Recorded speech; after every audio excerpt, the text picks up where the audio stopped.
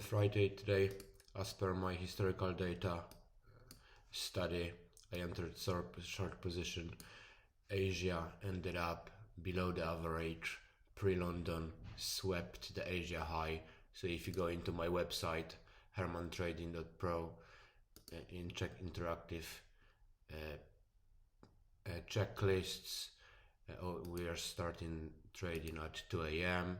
Asia below average, and pre-London swept the high, which is exactly what happened.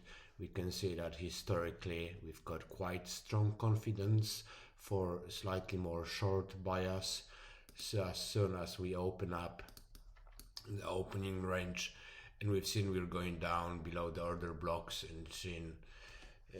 and being slightly more bearish, then I decided to enter short position.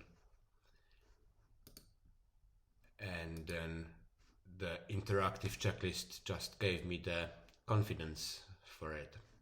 So indicator was released for you yesterday, checklists 2 days ago, and so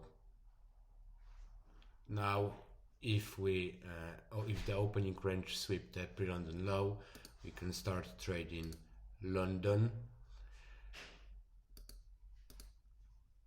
And we know that London most likely is going to sweep the opening range low.